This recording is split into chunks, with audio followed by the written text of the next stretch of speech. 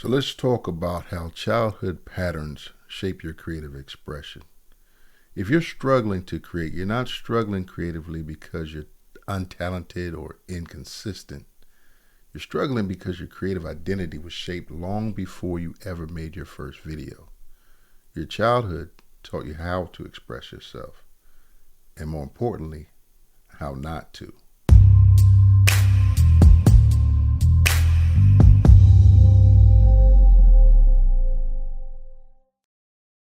Welcome back. I'm Dr. Sherman Rivers. Today we are exploring something that almost no creator talks about, but every creator experiences.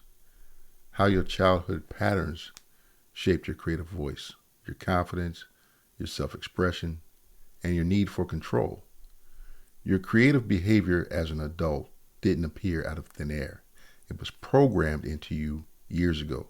Let's look at how. See, childhood is where you learned what was safe.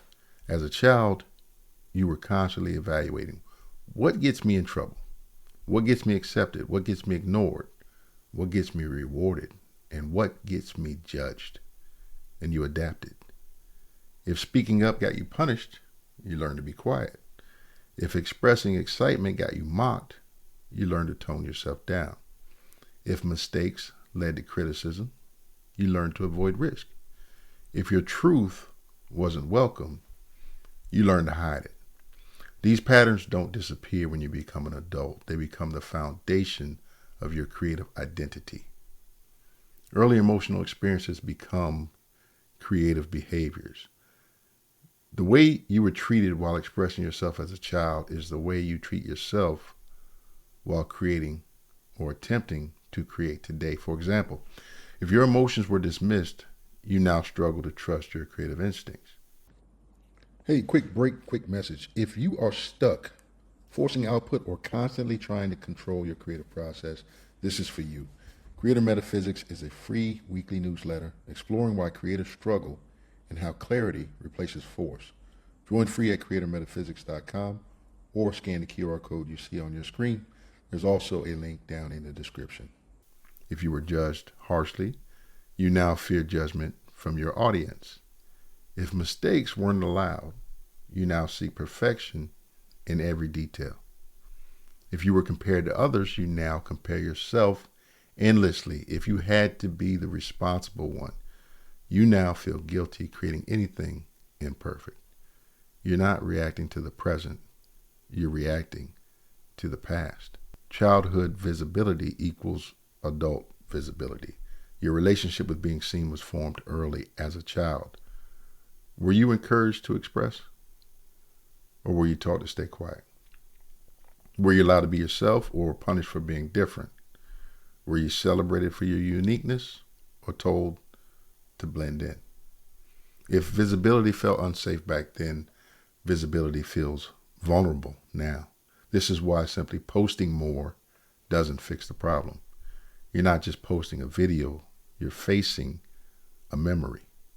You see, your creative control comes from surviving childhood dynamics. Here's the deeper truth.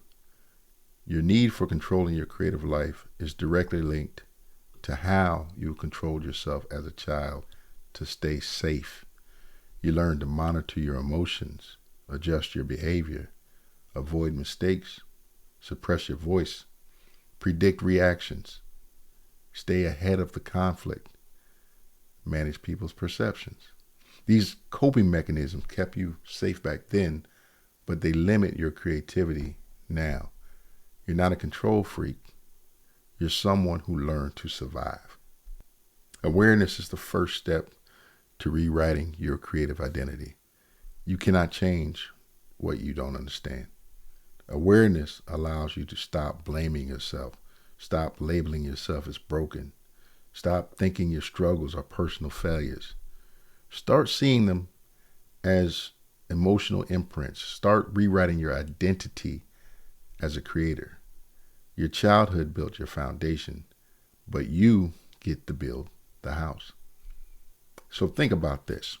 If your creative struggles didn't begin in adulthood, they began in childhood, in moments that taught you what was safe to express and what wasn't.